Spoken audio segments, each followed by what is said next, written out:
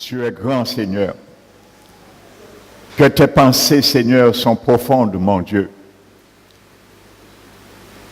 Que tes voies, Seigneur, sont admirables, mon Dieu. Toi qui as créé, Seigneur, la terre par ta puissance.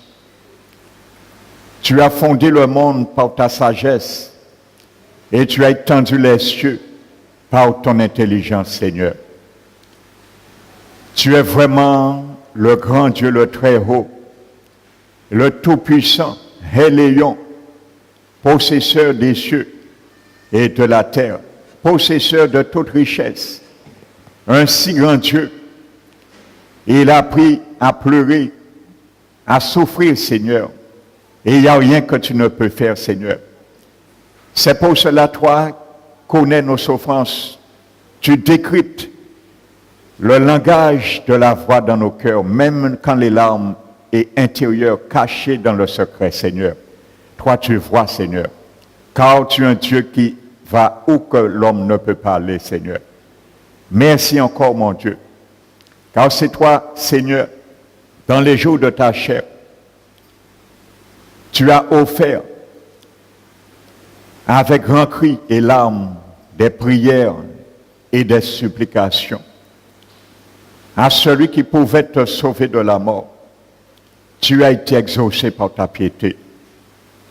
Et même tu étais le Fils de Dieu, tu as appris l'obéissance par ce que tu as souffert. Tu l'as fait pour moi, Seigneur. Tu l'as fait pour chacun de nous ici dans ce lieu.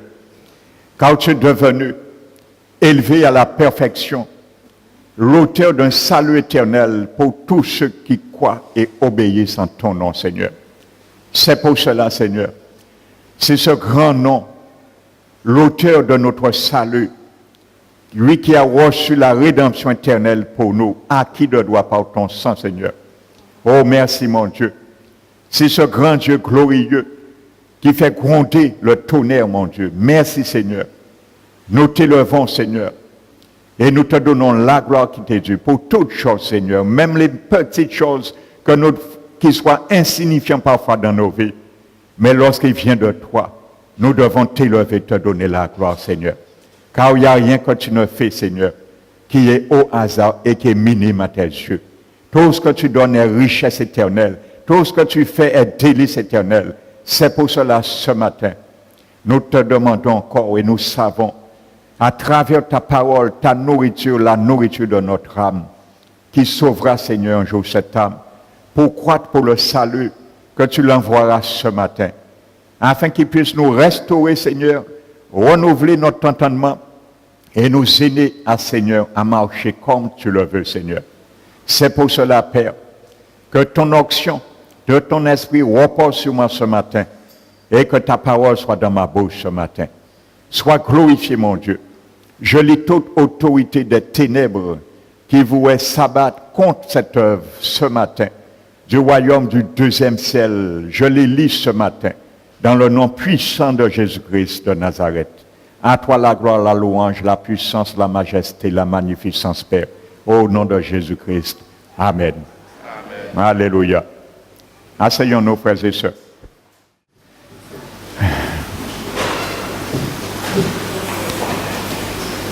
Donc je vous salue ce matin dans le précieux nom de notre Seigneur Jésus-Christ.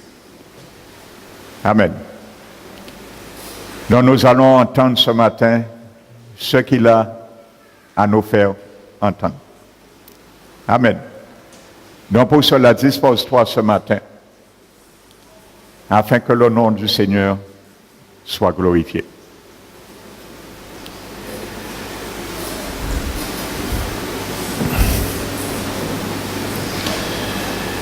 Nous allons, sans plus tarder, continuer et je vais reprendre où je m'étais arrêté. Alléluia.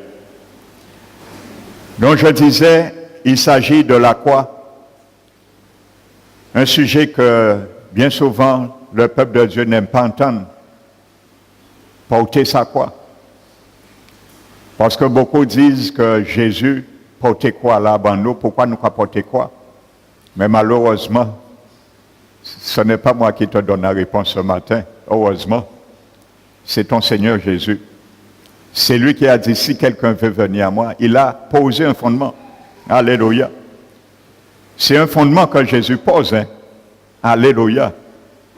Si, conditionnel, quelqu'un veut venir après moi, qui renonce à lui-même, qui se charge de sa croix, et qui me suit. Alléluia. Et il y a une traçabilité. Parce que vous savez, bien souvent, parmi le peuple de Dieu, nous voulons faire ce que nous voulons. Et ensuite, nous voulons que Dieu fasse ce que nous voulons qu'il fasse pour nous en fonction de ce que nous faisons ou pensons. Mais dans le royaume de Jésus, il y a un ordre, frères et sœurs. Je le répète encore. Il y a un ordre. Et nous ne pourrons pas inverser cet ordre. Alléluia. Et cet ordre fait partie de la constitution de son royaume. Vous savez, tout royaume a un roi qui règne sur des sujets, les citoyens que nous sommes, Jésus notre roi. Et pour qu'il puisse régner avec un ordre bien établi, il y a une constitution. Alléluia. Si le peuple citoyen français vit comme l'État, le gouvernement l'a décidé, c'est parce qu'il y a eu une constitution qui a été votée. Alléluia. Et celui qui ne suit pas la constitution devient un hors-la-loi devant le gouvernement. Alors nous, en tant que peuple et enfants du Seigneur, nous avons aussi la constitution de Jésus, c'est sa parole. Et si nous faisons ce que nous voulons avec la parole, comme nous voulons, nous devenons des hors-la-loi dans le royaume de Jésus-Christ. Alléluia. Et si nous persistons à être des hors-la-loi, à un moment donné, Jésus ne nous reconnaît plus comme citoyens des cieux. Il nous reconnaît comme citoyens de ce monde encore. Alléluia. Car la Bible dit l'amour du monde est inimitié contre Dieu. Et si nous aimons le monde, nous devenons ennemis de Dieu. Amen. Et il y a un ordre. Alléluia. Parce que de moins en moins le peuple de Dieu, au lieu de grandir, de croître en sagesse, en connaissance et en crainte, oublie ces choses. N'oubliez jamais le prophète Ézéchiel, frères et sœurs. Lorsque Dieu a donné ce prophète une révélation, il l'a amené dans la vallée des ossements. Et lui a dit que tu vas prophétiser sur ces eaux. La parole venait de Dieu. Tu vas prophétiser sur ces eaux selon l'ordre de l'Éternel, pas selon l'ordre que tu veux. Et Ézéchiel n'a pas fait l'ordre qu'il voulait. Dieu lui a donné un ordre bien précis. Il a dit, tu parleras à ces eaux. Et tu diras, ossements desséchés, de la part de l'Éternel, je mettrai en vos esprits et vous vivrez. Alléluia. Je vous donnerai des nerfs. Je ferai croître en vous de la chair et je vous couvrirai de peau. Alléluia. Et la Bible dit, Ézéchiel prononça, prophétisait selon l'ordre de l'Éternel qui lui avait donné. Et lorsqu'il a prophétisé dans le même ordre, la Bible dit, il y a un bruit qui a été fait. Alléluia. Ce bruit résultait d'un mouvement. Alléluia.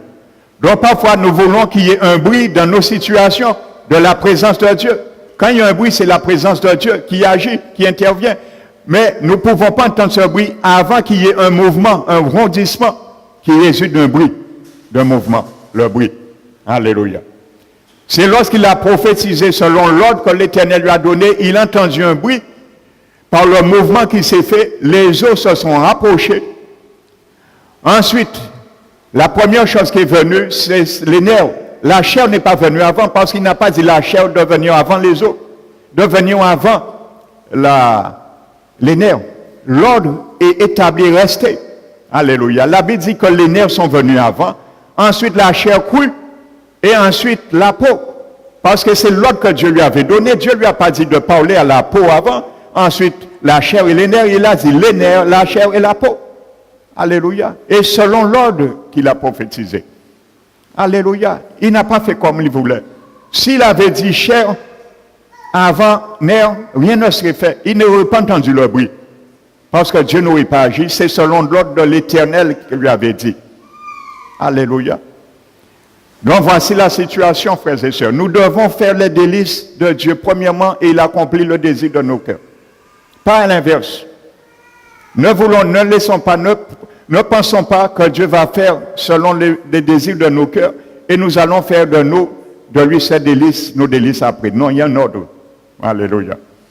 Le jour où Jésus est rentré à Cana, le jour des noces, il a démontré cet ordre encore. Alléluia.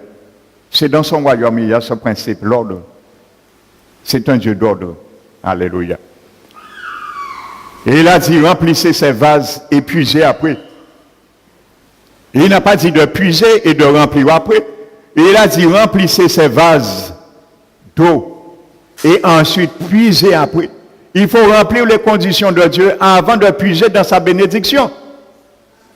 On veut puiser dans la bénédiction et on veut remplir les conditions de Dieu après, les conditions de sa parole après. Non, ça ne marche pas avec Dieu. C'est l'ordre établi. Remplissez les conditions que donne la parole de Dieu et nous allons puiser ensuite la bénédiction dans la source. Alléluia. Donc n'oublions pas ça. Alléluia. Donc je disais, pour introduire, voir un condamné porté dans l'Antiquité à l'époque de Jésus même, porter sa croix jusqu'au lieu du supplice était un spectacle connu des contemporains. Amen. Il devait aller lui-même jusqu'à le lieu de crucifixion, le lieu d'exécution. Alléluia. Comme Jésus est allé dans un lieu, nous devons aller aussi dans le lieu. Amen.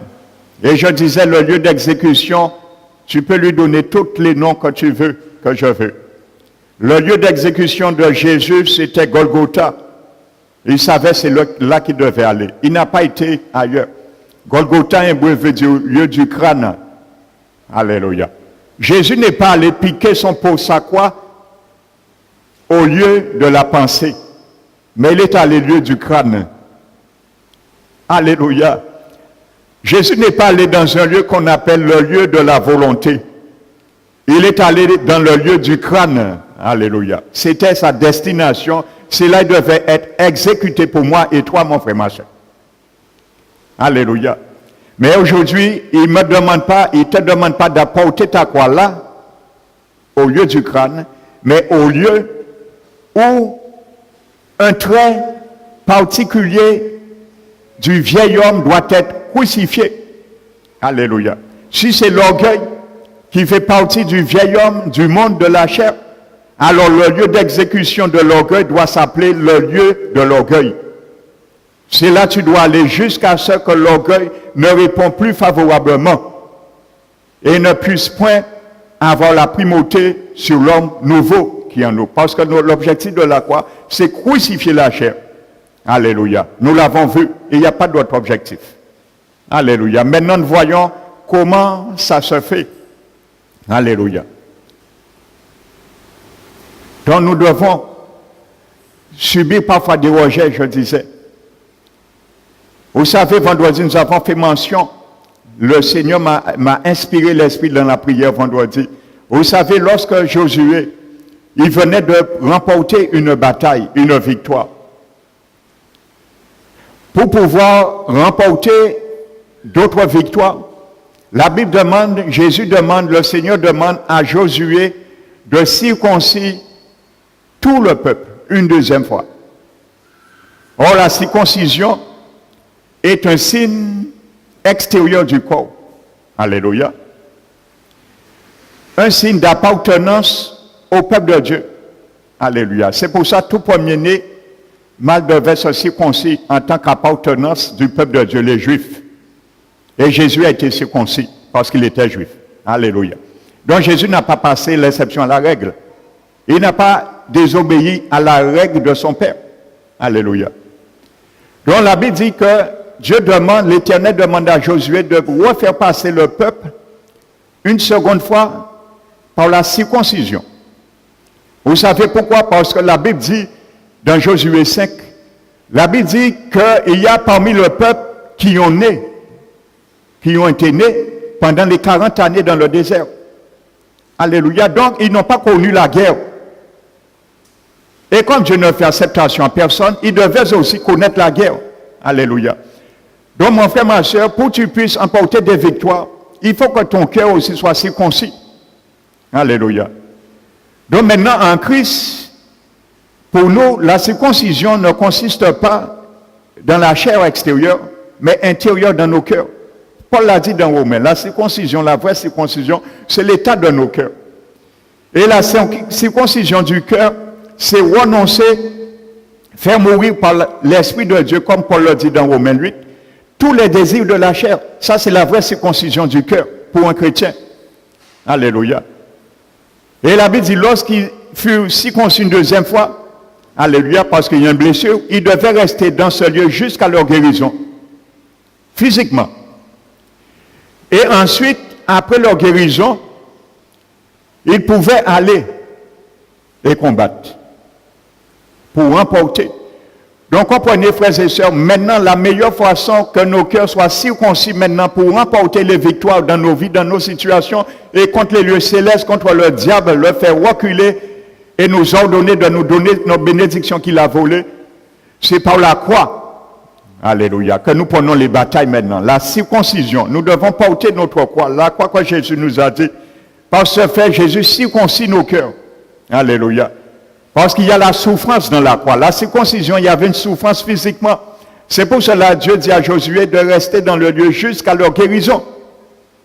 Alléluia. Et c'est pour cela, parfois, nous ne pouvons pas avancer avec l'Éternel dans certains points de situation parce que nous ne sommes pas guéris de certaines souffrances. Il y a parfois l'amertume nous empêche de continuer la marche et de combattre favorablement. C'est pour cela la croix est là pour ça, afin que tu sois guéri totalement d'une situation et continuer la marche. De circoncision en circoncision par la croix, ça nous ramène dans ce principe. Alléluia. Et spirituellement. Amen. Il ne pouvait pas rentrer dans la bataille avant d'être circoncis une deuxième fois. Alléluia. Amen. Combien parmi nous qui méritent d'être circoncis plusieurs fois pour remporter la bataille? Alléluia.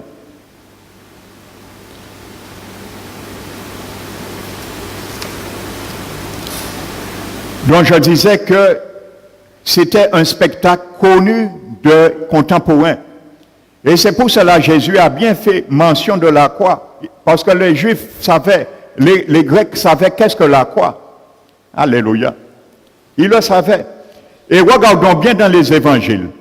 À quel moment que Jésus vient sur ce concept que si quelqu'un veut me suivre, venir après moi, qui renonce à lui-même, qui se charge de sa croix chaque jour et qui me suive. À quel moment? Alléluia. Qui peut me le dire? À quel moment Jésus a parlé de ça dans les évangiles? Qui peut me donner la réponse? Si vous regardez, c'est juste après que Pierre ait repris Jésus, lorsqu'il allait mourir. Regardez bien dans la Bible.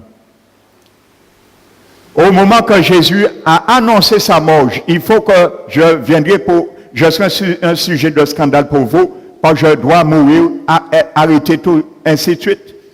Pierre a dit à Jésus, non Jésus, ça ne t'arrivera pas. Pierre voulait jouer avec les sentiments. Alléluia. Du moins, de l'âme, les bons sentiments de l'âme. Et c'était louable, c'était plausible. Qui n'aurait pas voulu que son Seigneur ne meure pas? À l'époque, je l'aurais fait peut-être pareil. J'aurais dit, non Seigneur, ça ne t'arrivera pas. Peut-être je l'aurais fait aussi. Mais ça, c'était la chair. Les bons sentiments qui venaient de l'âme, de la chair. Et c'est ça que Jésus demande de crucifier. Alléluia. Et c'est à ce moment, quand il a repris Jésus, Jésus lui profite maintenant de poser ce fondement maintenant. Alléluia. Il voulait dire à Pierre et aux autres, lorsque Dieu a sa volonté dans une situation, ne t'oppose jamais, parce que Dieu ne se trompe jamais. Alléluia. Et c'est à ce moment qu'il a donné ce concept, maintenant. Alléluia. Il voulait dire implicitement de renoncer à tous ces bons sentiments humains. Alléluia. Mais qui vient du tromperie bien souvent des sentiments du monde, en pensant gagner quelqu'un. Et parfois, parmi nous, nous voulons jouer les sentiments avec les gens. Nous voulons jouer avec les sentiments pour gagner nos parents à l'évangile. Non, ça ne marche pas avec Dieu. Alléluia. On ne va pas toucher nos parents, les évangéliser, les gagner au salut par les sentiments. Pour dire, d'accord, je fais ça, d'accord, pour venir à l'église. Non, il n'y a pas de sentiment. Jésus a dit, si quelqu'un veut venir après moi, qu'il renonce à lui-même, qu'il se charge de sa croix et qu'il me suive. Alléluia. Parfois, pour gagner, ses parents ont subi parfois la compromission vis-à-vis de la parole de Dieu. Nous, quand il fait au plaisir, nous, quand il y a un baptême à petit bébé, parce que catholique toujours. Parce qu'on raisonne, comme Pierre a raisonné, non, Seigneur Jésus, ça ne t'arrivera pas. Mais ce que Pierre oubliait, que si Jésus n'était pas monté à la croix, qu'elle lui-même était condamné. Alléluia, nos pensées ne sont pas les pensées de Dieu, et nos voix ne sont pas ses voix. Amen. Il a oublié ça. Amen. Donc parfois, nous allons faire plaisir à nos parents, nous allons assister à baptême à bébé, que nous savons que Dieu condamne ces choses, que ce n'est pas un baptême biblique qui est venu par Constantin et par le Vatican. Alors on va leur faire plaisir parce que demain, l'un qui dit, viens occulter moi, il dit, non, ça c'est les sentiments du monde. On ne gagne pas d'âme comme ça. Alléluia. Ça c'est trafiquer avec le diable pour gagner une âme. Non, ça ne marche pas avec Dieu. Rien ne peut remplacer la parole de Dieu, frères et sœurs. Rien ne peut remplacer l'évangile. Paul a dit, la prédication, l'évangile est une puissance pour le salut de quiconque croit. Alléluia. Parfois, on va en communion, conscience à nous, qu'à battre nous pas tranquilles, nous là, en famille. Alléluia. Et quand il faut se réunir en famille, c'est bien, mais pas dans des circonstances comme ça, que Dieu n'est pas là. Si je suis un endroit et Dieu, la gloire à Dieu, je me sens dans la paix. Ma conscience est reposée. Mais si je suis dans un lieu, Jésus n'est pas là, pas dans la paix. Alléluia. Pour faire plaisir, pour gagner. Non, ça ne marche pas comme ça avec Jésus. Et bien souvent, lorsque nous agissons comme ça, c'est l'inverse qui se passe. Alléluia. Parce qu'on ne veut pas porter sa croix. On ne veut pas être rejeté, comme je le disais dimanche. On ne veut pas être calomnié, on ne veut pas être méprisé. Alléluia. Amen. Vous savez, il y a une sœur, elle était parmi nous. Un jour pendant le carnaval, sa fille, il était déjà l'instant prédication du Monte Bitenassa. Elle m'a dit sa fille était sortie pour regarder le carnaval. Eh bien, petit moment là, elle est sortie, il y a un scooter qui cheminait directement vers elle pour te tuer. Alléluia. Elle a eu le temps de s'épargner. Alors, si tu es mort là, où était Yahi? Où était Yahi? Elle était consciente de cette réalité. On ne joue pas avec la grâce du Seigneur, frères et sœurs. Lorsque nous sommes ignorants, nous sommes ignorants. Mais lorsque nous venons au Seigneur, sa parole est un marteau. Un feu dévorant, le Seigneur châtie. Alléluia.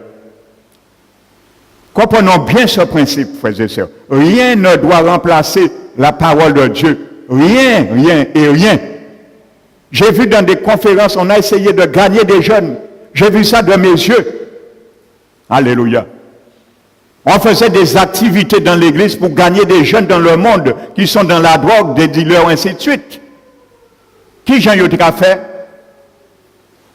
Des jeunes qui étaient dans la rue avant, qui slamaient. Eh bien, ils faisaient des parades. Ils ont chanté rap, islam, ils ont chanté, ils ont tourné si tête à eux. Dans l'église, j'ai vu ça de mes yeux. Ils ont qu'à tourner activité pour gagner des jeunes dans la rue. Non, ça ne va jamais remplacer la parole de l'évangile de Jésus. Tu ne peux pas gagner un jeune comme ça. Parce que lorsque le jeune va voir ça, il dit, c'est ça qui l'église alors. Ah, pas te savent. Eh bien, acaba bien mon Seigneur. Mais si c'est ça qu'on le prie, c'est ça l'évangile, il va l'accepter. Mais c'est un appât. Vous savez, lorsqu'on donne un appât à un poisson, l'appât sent bon. À la vue demeure bon à manger, mais ce n'est pas le danger. Il passe avec les bitins, couché là, qui est pris en bouche. Ça, c'est un appât. Et on ne gagne pas avec des appâts comme ça pour gagner des jeunes. Non. Parce que le jeune va se donner au Seigneur, il va se reconnaître, il va prendre un repère. Alléluia.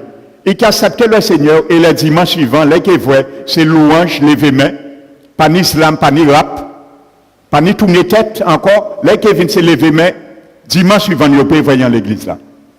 Alors, on ne va pas gagner le monde comme ça. Rien ne remplace la parole de l'évangile. C'est une puissance pour quiconque croit. Alléluia. Ça, je l'ai vu. Et ça n'a pas gagné pour jeune dans la rue.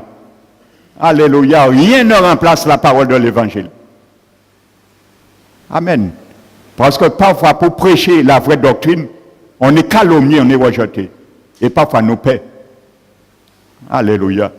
Alors, nous allons essayer de mettre un petit couche peinti du monde et vers l'évangile de Christ. Malheureusement, Jésus a dit ça ne marche pas.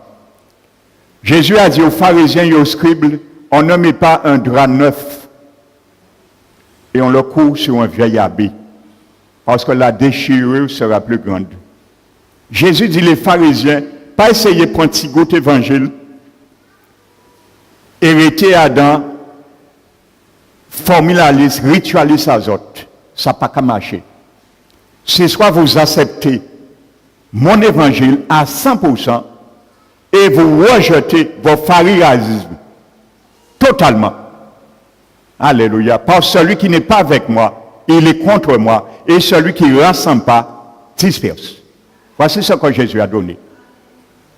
On ne peut pas trafiquer avec l'évangile. Soit on est là, ou soit on est là. Alléluia. Si un chrétien a ses deux pieds, un dans le monde, un dans le royaume de Jésus, Dieu voit ses deux pieds dans le royaume du monde. Dieu ne voit pas un pied dans le monde, un pied dans son royaume. Il y a deux pieds en nous dans le monde. Et si nous manquons ça, nous qui sommes condamnés. Alléluia. Amen. Nous sommes condamnés. Alléluia. Et nous connaîtrons le jugement de Dieu. Amen. Donc, je continue. D'après Chariton, d'Apodisia, c'est un historien qui a vécu entre le 1er et le 2e siècle, au temps de Jésus. Il dit le fait de porter sa croix devait décourager les autres de commettre un crime semblable. Alléluia. Devait décourager les autres de commettre un crime semblable. Alléluia. Et la croix aussi, lorsque nous la portons, doit aussi décourager les frères et sœurs qui vivent à la légère. Alléluia. Amen. Donc c'est le même principe spirituel. Quand Jésus a mis le projecteur sur porter sa croix, Jésus, en tant que Dieu, savait toutes ces choses que ses contemporains savaient également, qui étaient d'activités présentes à l'époque. Alléluia. C'est pour cela, dans le livre des Hébreux, il nous dit, et ça correspond vraiment à le chapitre 12. Prenons le livre des Hébreux, chapitre 12.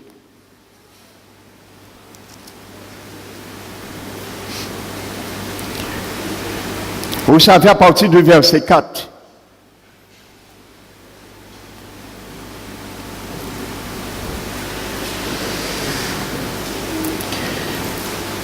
L'auteur aux Hébreux dit, vous n'avez pas encore résisté jusqu'au sang en luttant contre le péché. Amen. Donc ça doit démoraliser, décourager ceux de commettre un même crime. Alléluia. La Bible dit, vous n'avez pas encore résisté jusqu'au sang en luttant contre le péché. Le péché, quand la Bible dit le péché, il vise le diable parce que par lui c'est venu. La loi du péché de la mort que Paul a vu en lui et qui est en nous. Lutter contre le péché, c'est une lutte, frères et sœurs. Une lutte. Nous avons vu Romains, Paul disait que le péché, amen. Quand il dit le péché, il personnifie le péché et il vise le diable. Amen. La loi du péché de la mort qu'il vise en nous, parce que c'est là et bien là. Que le péché ne règne point dans votre corps mortel et n'obéissez pas à ses convoitises. Amen. Alléluia. Loin de penser, comme on dit certains droits, que le péché n'a point de pouvoir sur nous. Non. Si nous avons pouvoir, qu'il n'y a ni pouvoir sur nous. Amen. Alors la Bible dit, vous n'avez pas encore résisté jusqu'au sang en luttant contre le péché. C'est une lutte. Quand il y a lutte, il y a résistance. Quand il y a résistance, parfois il y a combat. Quand il y a combat, ni yon arrêté à terre, ni yon arrêté debout. Qui laisse arrêter debout, qui laisse arrêter à terre? Est-ce que c'est le péché qui est à terre et nous restons debout? Ou est-ce que c'est nous qui sommes à terre et le péché reste debout? La Bible nous dit de nous dévêtir du vieil homme et de revêtir l'homme nouveau. Alléluia. Donc en luttant contre le péché, nous dévêtons le vieil homme et nous nous revêtons de l'homme nouveau. Alléluia. Notre esprit, régénérer l'homme nouveau. Amen. Et il dit, car vous avez oublié l'exhortation du Seigneur qui vous a été adressée comme un fils. Vous avez oublié l'exhortation du Seigneur qui vous a été adressée comme un fils. Quelle exhortation? Mon fils.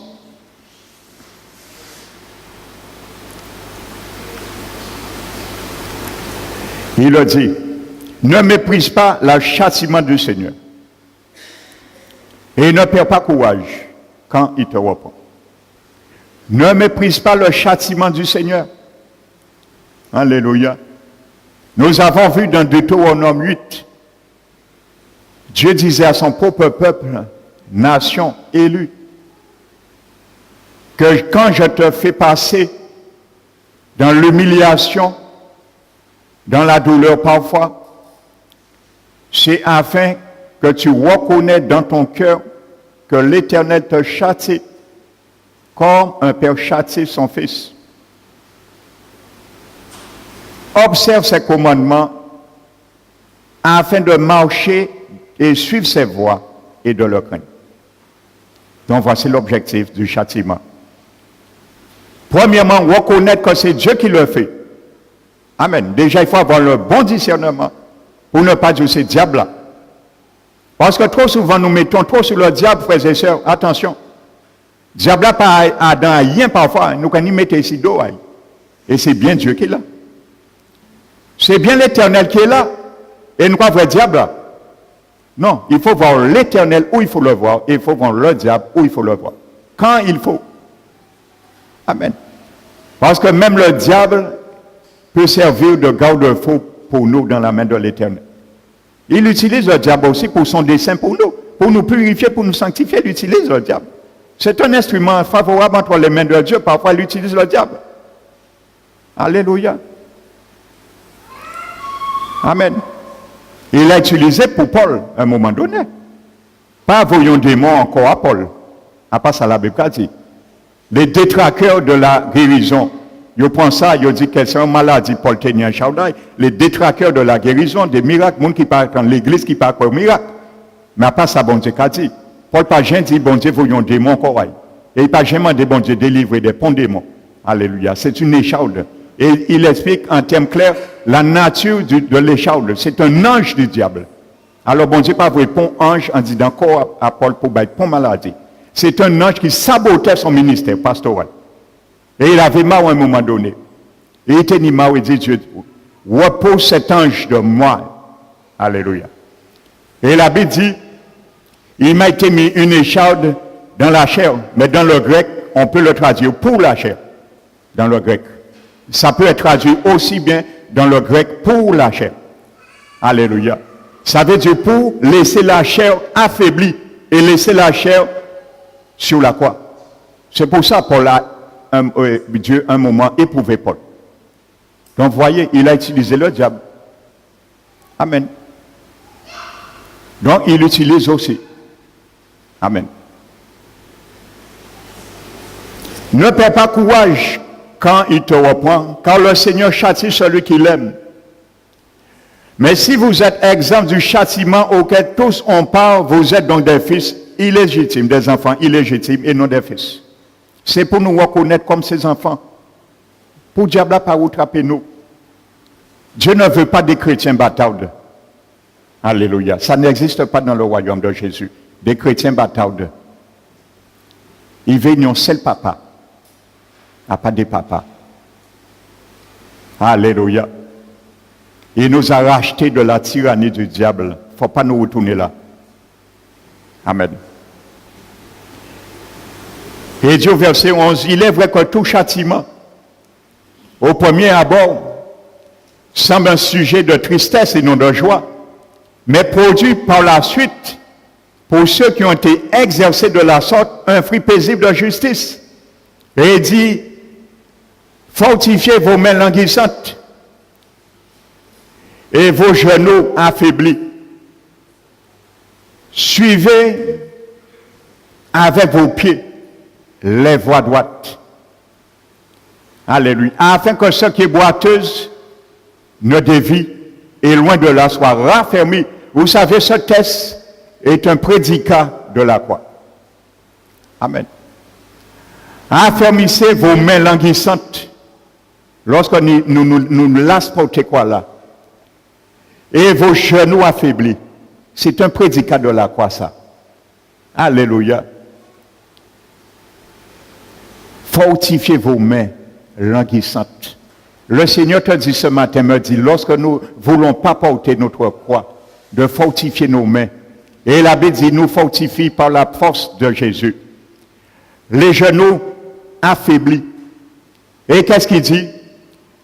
De marcher avec nos pieds la croix dans les voies justes, afin que ceux qui étaient boiteux ne dévient point, mais loin de là soient affermis. C'est un prédicat, ce verset de la croix. Alléluia. Car lorsqu'on devient un enfant boiteux, alléluia, on va n'importe où. On devient une brebis boiteuse, nous caille là. Tantôt nous là, tantôt nous si montagne dans ça, tantôt nous si colline dans ça. Alléluia. Tantôt nous attendons, on sont là, tantôt nous attendons, notre sont là, nous troubler. Alléluia. Afin que ceux qui boiteuses ne dévient point, mais reviennent à la voie où que Dieu veut que nos pieds suivent la bonne voie. Alléluia. C'est ce que la Bible dit. Amen. Alléluia. Et parfois le châtiment est fait pour là, pour garder nos pieds et suivre les voies droites de Dieu. La croix est là, c'est notre boussole, je vous l'ai dit au début. C'est la boussole du chrétien, la croix. Mon frère, ma soeur, le jour où tu vas déposer ta croix, cette boussole, tu iras dans une autre source, une autre voie. Et tu vas commencer à errer et cheminer vers la perdition. La croix, c'est notre boussole. C'est la croix qui reste mes pieds dans les les voies droites, comme dit le livre des Hébreux. Amen. Parce que l'abbé dit de rechercher la paix, ensuite, et la sanctification sans laquelle nul ne verra le Seigneur. La croix me fait chercher, demeurer dans la sanctification sans quoi nul ne verra le Seigneur. Ni dans ce siècle présent, dans mes bénédictions, dans mes situations, le Seigneur parfois ne sera pas là. Et ni dans le monde à venir, quand il viendra me chercher. Et cette couronne de vie qu'il a mis en réserve pour moi, je la perdrai. Alléluia. Parce que Paul l'a vu. Paul a dit, j'ai combattu le bon combat, j'ai gardé la foi, j'ai achevé ma course. Désormais, la couronne de justice m'est réservée. Il me le sera remis par qui? Par mon Seigneur Jésus, lui seul et lui-même. Et non seulement à moi, mais à tous ceux qui ont aimé son avènement. Parce que la couronne de vie nous sera remise le jour de l'avènement du Seigneur. Si nous mourons maintenant, nous n'aurons pas cette couronne. Nous serons paradis en attendant l'avènement. C'est le jour de l'avènement que nous aurons notre couronne de vie. Pour ceux aussi, tous ceux qui attendent son avènement. Alléluia. Donc la couronne de vie met en réserve. Ta couronne de vie est dans le dépôt, mon frère, ma soeur, au ciel. Il faut arriver à la ligne d'arrivée pour l'avoir. Alléluia. Paul a dit dans 2 Timothée, l'athlète remporte la couronne après avoir combattu selon les règles. Et il y a des règles dans le royaume de Dieu. Et il y a des règles pour combattre aussi. Il y a des règles. Ça, je reviendrai un jour précisément sur ce verset, sur une prédication, sur ce verset, pour bien comprendre de quelles règles que Paul faisait allusion. Il y a des règles. Parce qu'un athlète à l'époque, il s'infligeait des traitements très durs pour remporter la victoire. Parce que l'athlétisme existait à l'époque. Amen. D'ailleurs, c'est où est sorti l'athlétisme, à travers les Grecs. Donc c'était très courant à l'époque. Quand Paul disait ça à son fils spirituel Timothée. Amen. Donc je disais que cet auteur dit que porter sa croix devait décourager les autres de commettre un crime semblable. Alléluia. Donc nous aussi, ça doit aussi nous faire prendre conscience. Amen. Donc il parle, cet auteur toujours, de 6 esclaves qui s'étaient enfuis et qui devaient chacun porter sa croix à travers la ville pour que les autres esclaves en conçoivent de la peur. Alléluia. Donc c'était fait volontairement aussi pour attirer et activer la peur aussi dans certains. Pour dire, monsieur fait ça, c'est ça arrivé. Il faut regarder moi de ne pas faire ça. Moi pas trouver moi en même circonstance qui. Alléluia.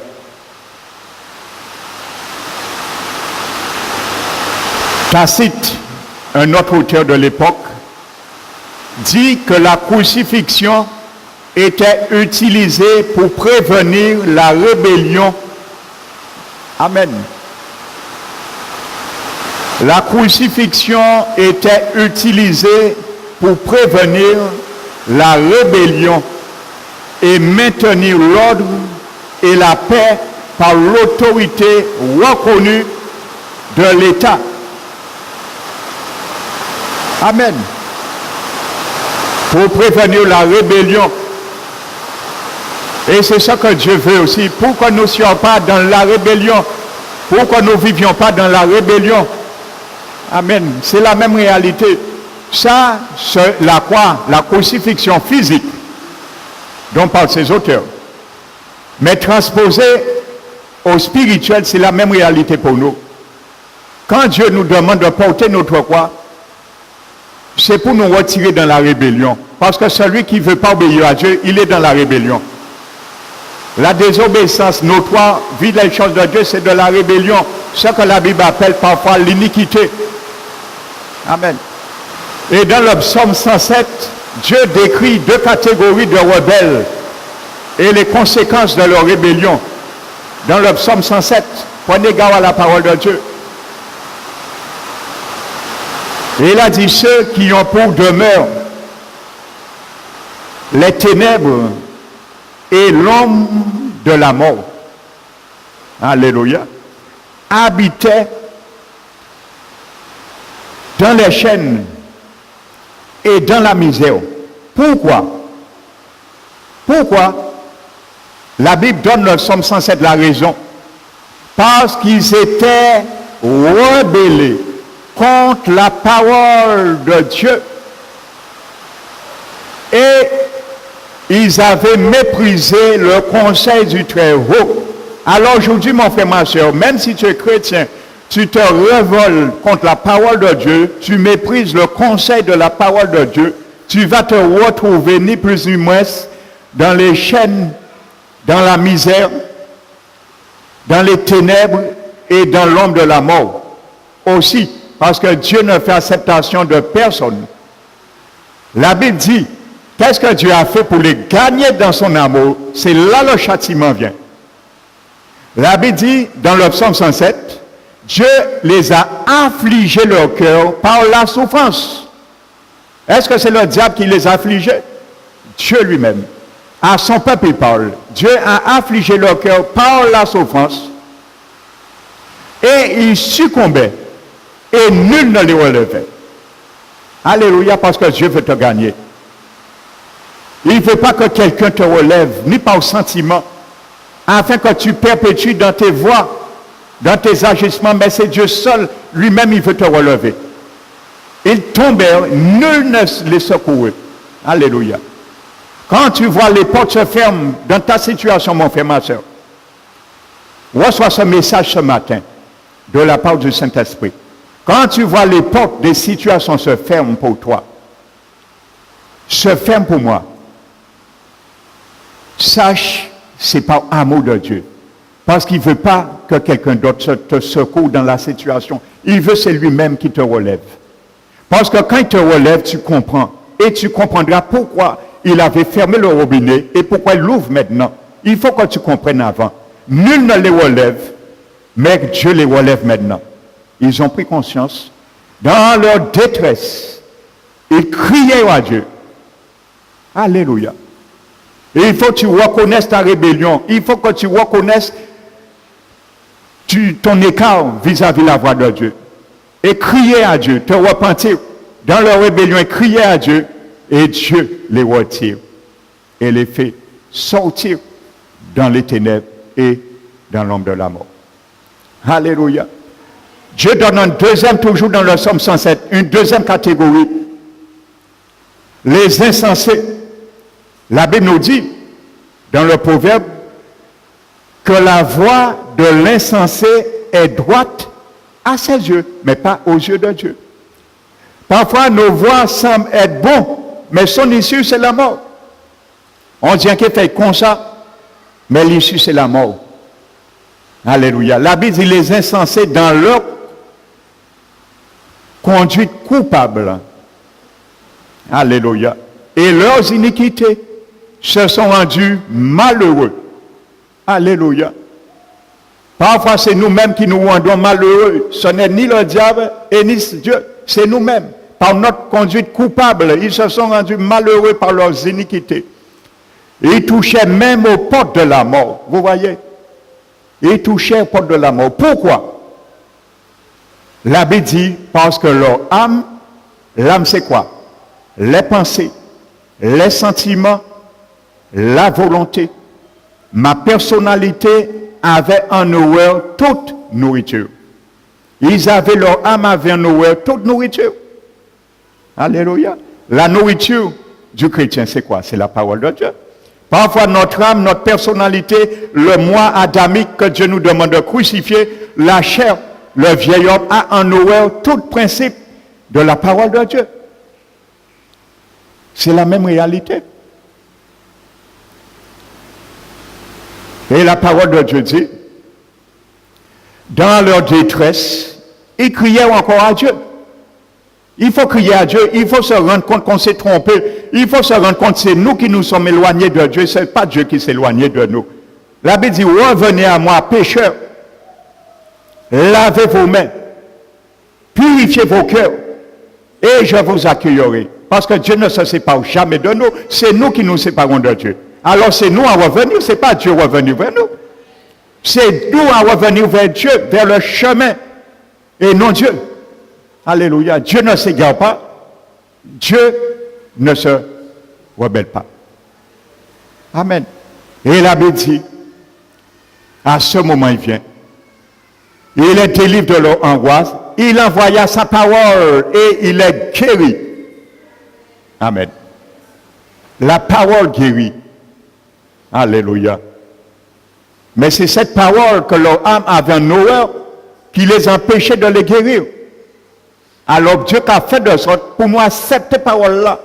Si nous ne voulons pas, le Seigneur va créer des situations pour que nous puissions accepter un jour la parole qu'il voulait premier abord nous guérir notre situation, restaurer notre situation. Il envoie sa parole et il est guéri. Alléluia. Amen.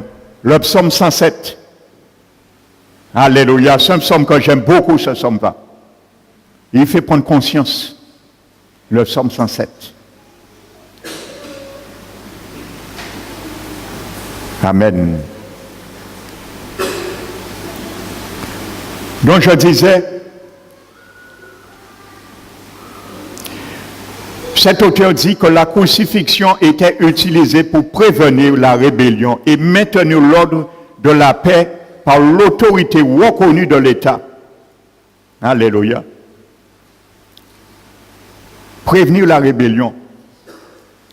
Dieu nous donne des exemples aussi. Par le prophète Isaïe, la Bible dit aussi, il a dit, plaidons devant l'Éternel. Et il a dit, ceux qui seront obéissants et dociles, ils vont manger le meilleur produit du fruit. Ton produit du fruit, c'est Jésus maintenant. Les produits que Jésus nous donne, les fruits de l'esprit, les développer, c'est ça que nous voulons manger maintenant. Alléluia. Mais il a dit, si vous êtes rebelles et si vous résistez, alléluia, vous serez frappés par le glaive, car la bouche de l'Éternel a parlé. La rébellion. Si vous résistez et si vous êtes rebelles, amen. Donc la croix est faite pour ça, pour nous avertir les conséquences de la rébellion. Quand tu déposes ta croix, quand je dépose ma croix, le Seigneur nous dit de le prendre.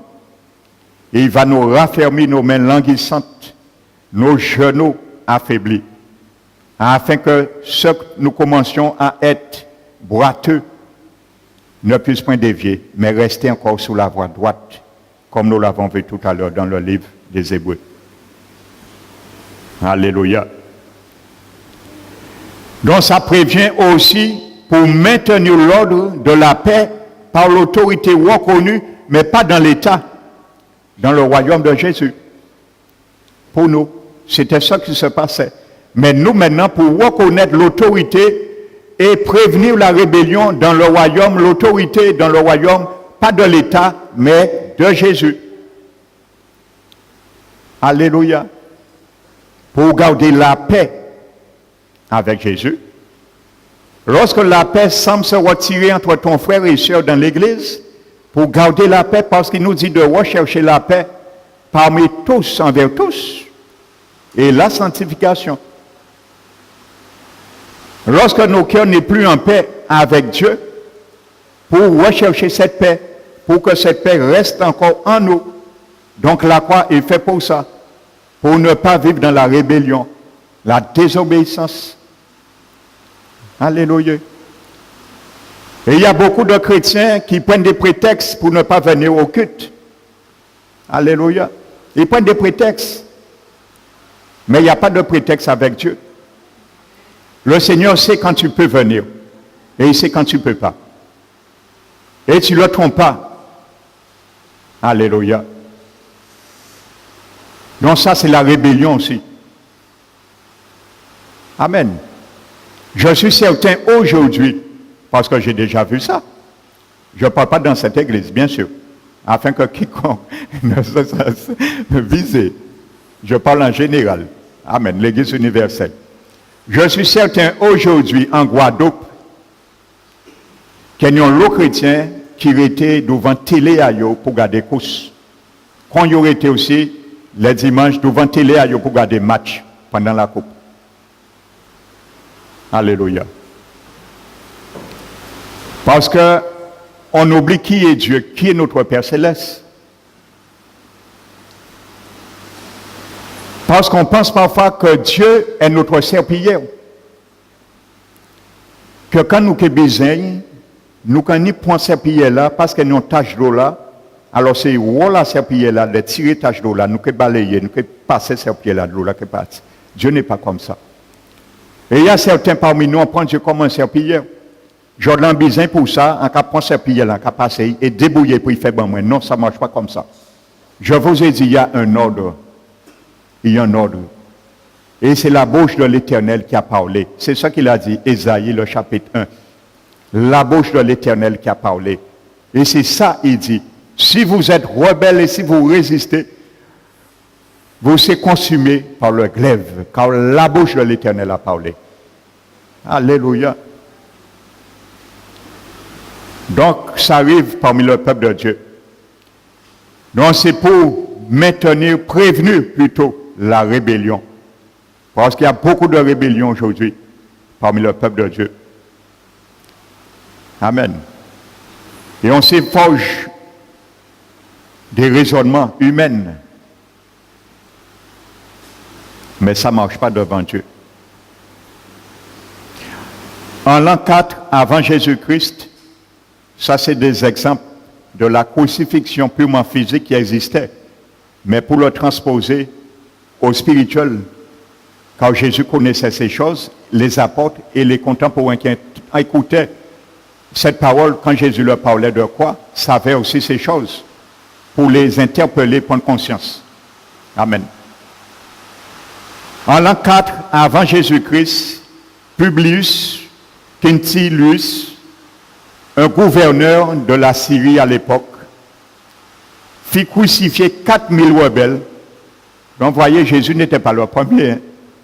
4000 rebelles en l'an 4 avant Jésus-Christ. À Séphore, la capitale de la Galilée occidentale, dont les Galiléens comprenaient parfaitement, très bien ce que signifiait porter sa croix. Ils le connaissaient très bien. Alléluia. Parce que si je prends exemple, que nous savons en Guadeloupe, par exemple, je mets cette époque au 4e siècle ici, nous déjà savons 4000 crucifiés ainsi.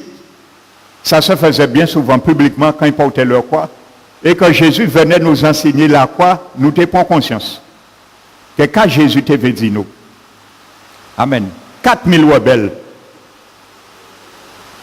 Amen. Donc la rébellion était vraiment rejetée à l'époque. Hein. Humaine, à fortiori Jésus. À fortiori dans le corps du Christ, et spirituellement. Pour nous, enfants de Dieu.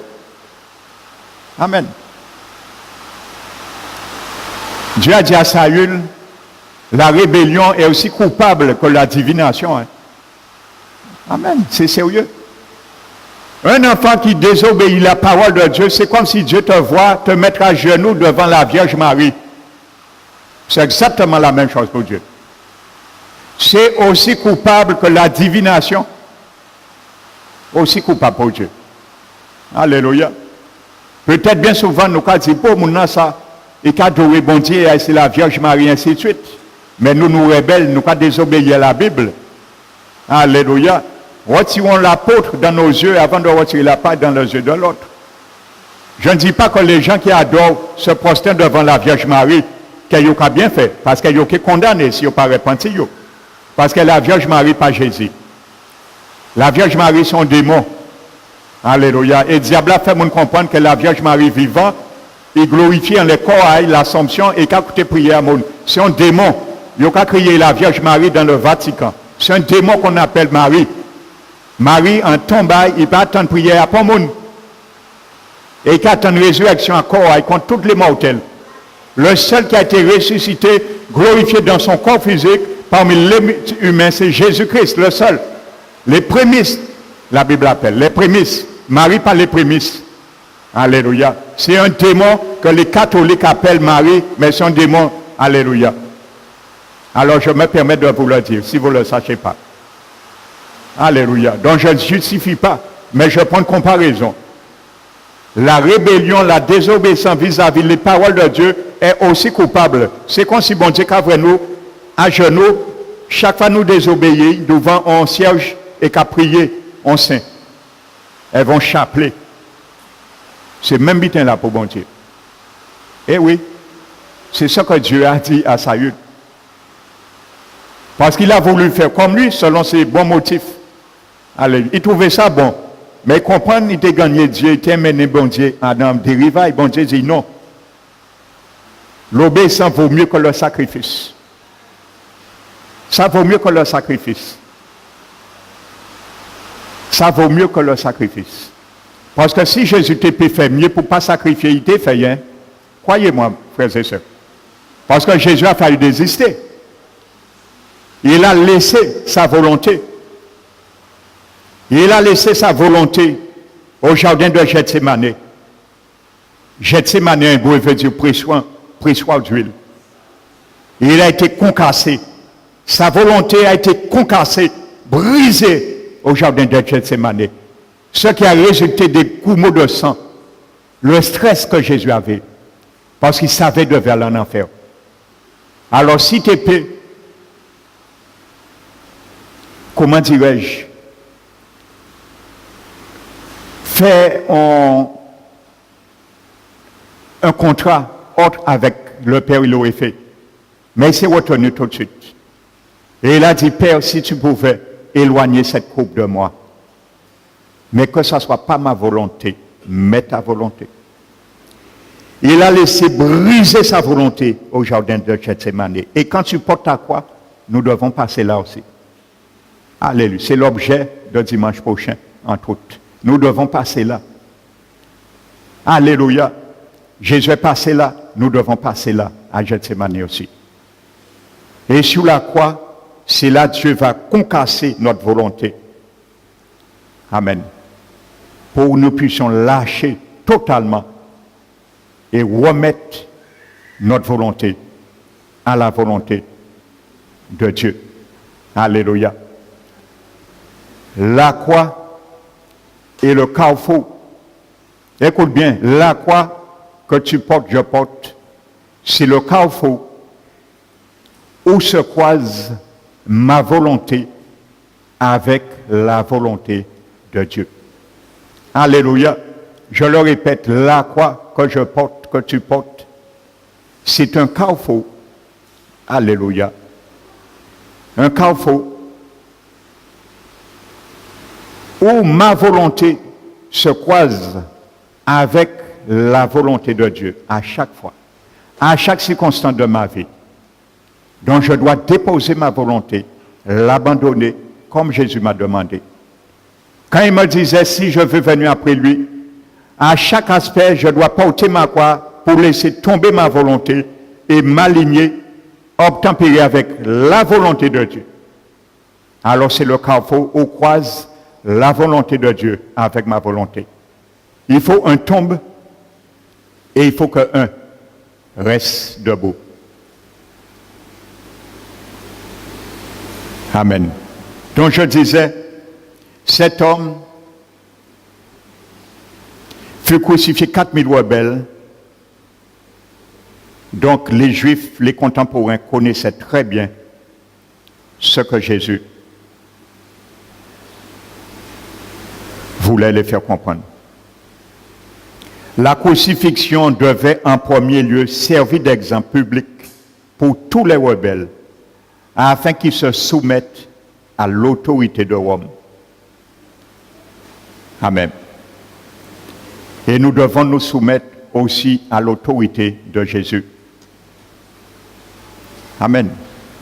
Parce que la Bible nous dit dans Éphésiens 2 que nous étions morts par nos péchés, nos offenses, selon le train de ce monde. Amen. Avant, selon le train de ce monde, selon le train de la puissance de l'air, de l'esprit qui agissait dans les fils de la rébellion. Nous étions un fils de la rébellion parce que nous marchions selon le train de ce monde avant et selon le train de cette puissance de l'air, Satan. La Bible dit, nous étions tous de leur nombre. Paul s'inclut, nous étions tous de leur nombre. Vivions selon les convoitises de ce monde, de la chair, et faisant la volonté de la chair, le système encore la chair, et de nos pensées, et nous étions de nature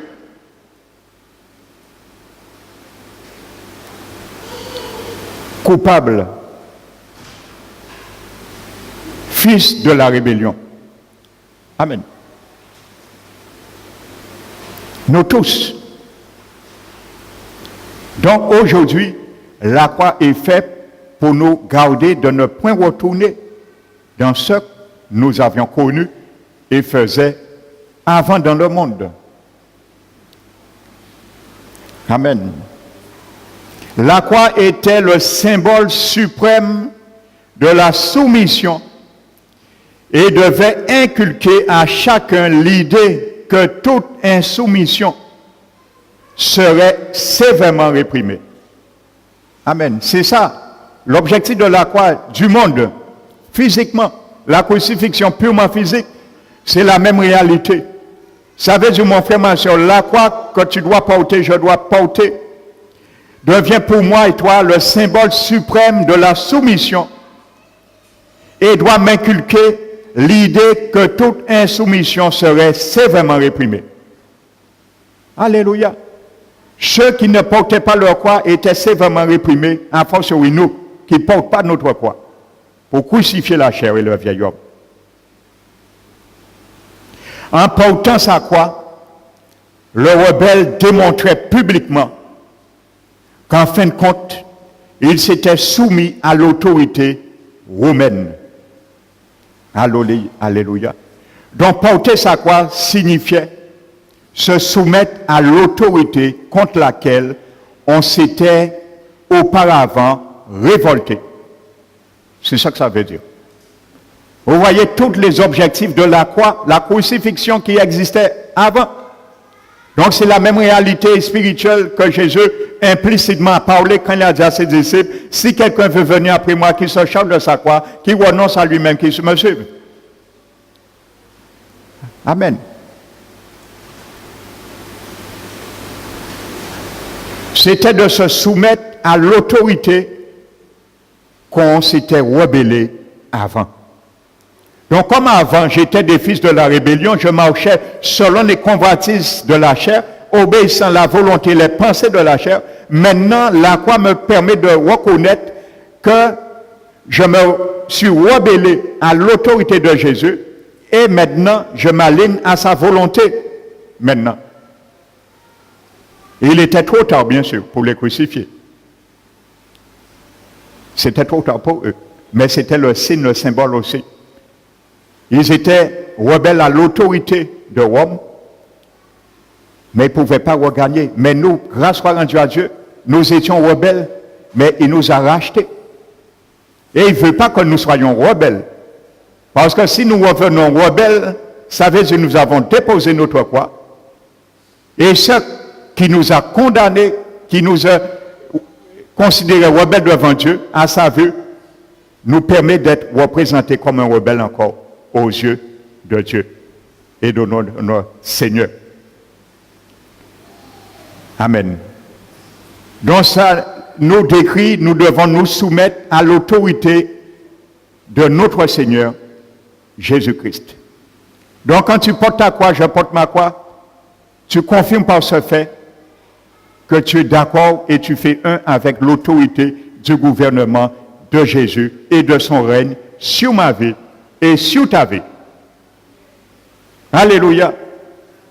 Ça veut dire quand le Seigneur nous conduit à crucifier quelque chose, un trait spécifique de nos vies, de notre caractère. Alléluia. Par exemple, comme à Mara, contestation. Quand il est arrivé, la contestation est bien montée sur la croix. Le vieil homme a été crucifié dans ce domaine. Nous devons dire, Seigneur, où est le prochain? Car nous manifestons comme ça que nous sommes d'accord à être soumis à son autorité et qu'il est vraiment notre Seigneur. Ça décrit la seigneurie de Jésus sur ma vie. Ça décrit la seigneurie de Jésus sur ta vie. Mais si tu ne veux pas tempérer, c'est comme si tu dis, je dis à Jésus, ou pas Seigneur à moi. Jésus a dit, pourquoi vous m'appelez Seigneur, Seigneur, et faites-vous pas ce que moi je dis? Pas criant Seigneur. Les gens qui sont morts, aïe Seigneur. Mais une heure avant de prendre la rue là, ils ont parlé de Jésus, il a dit, moi, en tradition, moi. Moi, Marie qui a répondu, moi, là, en prier. Mais pourquoi les gens qui sont morts, ou pas prier, aïe Marie. Mais aïe Seigneur, le premier réflexe. Nous quand ils font bitin, nous craintifs, nous dans le doute, nous quand crier Seigneur. Mais Jésus a dit, pourquoi m'appelez-vous Seigneur, Seigneur, et ne faites-vous pas ce que moi je dis? Parce que quand tu appelles Jésus Seigneur, il est Seigneur sur ta vie et tu dois faire ce qu'il te dit. Autrement, ne l'appelle pas Seigneur. Alléluia, c'est ça que le monde n'a pas compris. Et des chrétiens aussi. Si nous avons accepté Jésus comme notre Seigneur, c'est parce qu'il nous a sauvés. Parce que Jésus ne sauve jamais quelqu'un pour ne pas régner sur lui. Ça n'existe pas dans le royaume de Dieu. Alléluia.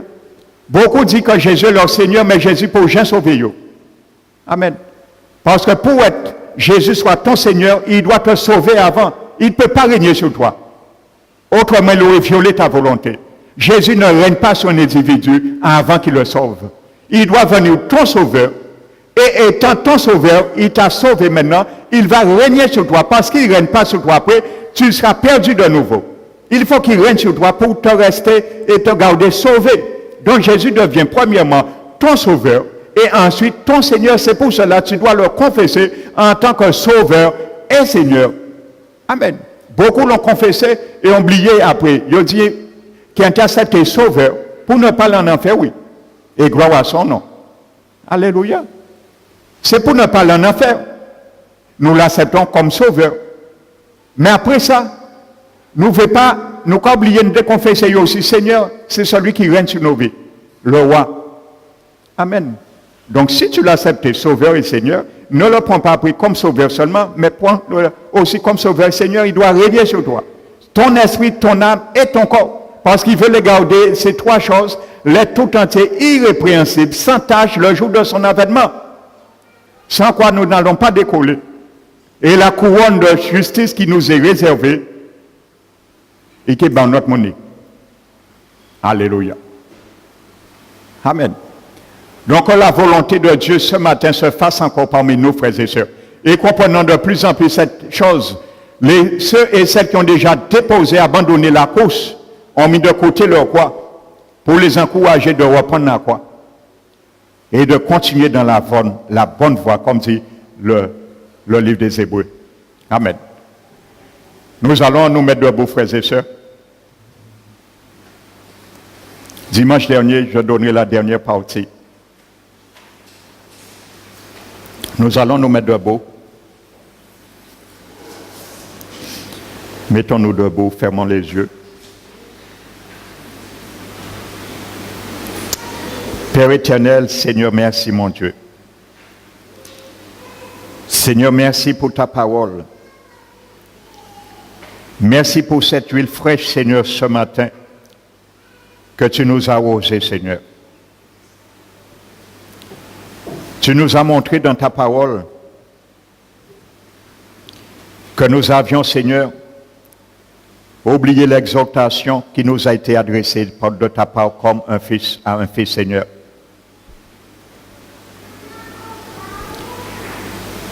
Quand tu nous dis, Seigneur, dans ta parole, tu nous l'as montré, de ne pas, Seigneur, mépriser le châtiment de l'Éternel et de ne pas perdre courage lorsque tu nous reprends, car tu le fais parce que tu nous aimes, Seigneur. Et notre vie est précieuse à tes yeux, comme tes prunelles de tes yeux, Seigneur. Tu ne voudrais pas nous perdre. Tu ne voulais pas que nous perdions nous-mêmes par nos propres voix, nos propres pensées, Seigneur. Quand tu as dit, Seigneur, si nous sommes exemples de la correction que doivent tous les fils, à ce moment, nous sommes des fils et des filles illégitimes, et non des fils. Mais nous voulons rester tes fils et tes filles, Seigneur. Ceux et celles que ton sang a payé largement, lourdement pour nous, et que tu as mis ton sceau sur nos vies, Seigneur, ton Esprit Saint, qui se gage, Seigneur, de notre rédemption éternelle. Quand tu nous as dit, Seigneur, tu reviendras une deuxième fois, sans péché, pour apparaître à tous ceux qui t'attendent pour leur salut, Seigneur.